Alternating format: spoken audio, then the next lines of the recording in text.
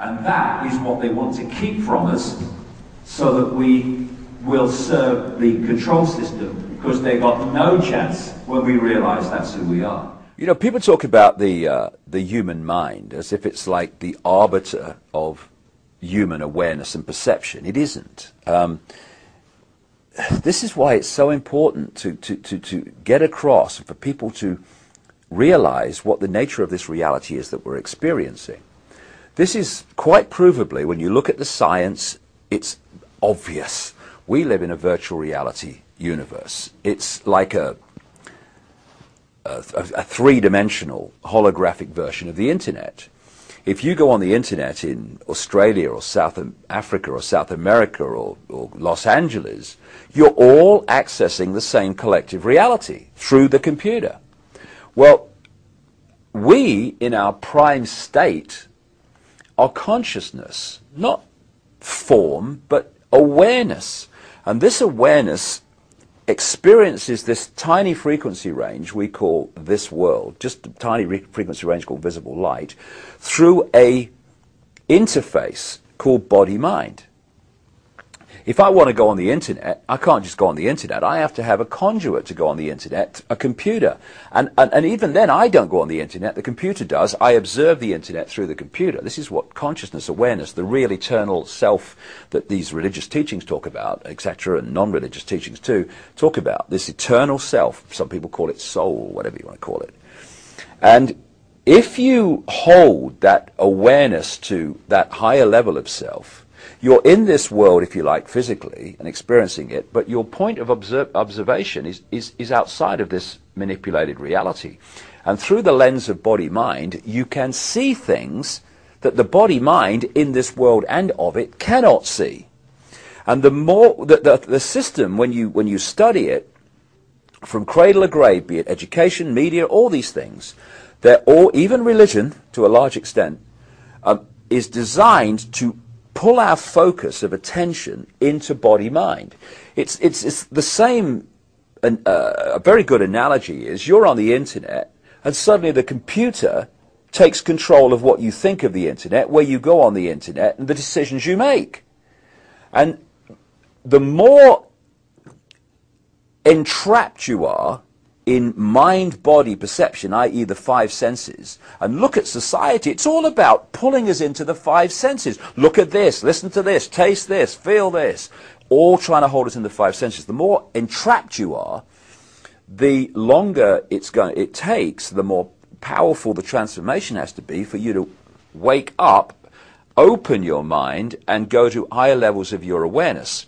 What has been happening, I've seen this all over the world, I've been to 50 countries, it's happening everywhere over the last 20 years, is more and more people are going through this process, they call it transformation, whatever, where they open their mind and they let their true self consciousness in. Now consciousness is looking from this perspective, mind's looking from here, and that's why they want to keep us entrapped in mind-body perception, because we're looking here, we can see one dot, maybe two dots at a time. We can't connect the dots and see what's going on. Once you become conscious beyond body-mind, suddenly, oh, I can see how it fits together now. I've come across people only recently who've gone from this to this in literally weeks.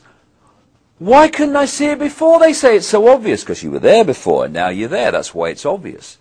And so this fork in the road, where people are deciding, are they going to keep on the way we're going and end up in this fascist control system, or are they going to go this way and break out into true freedom?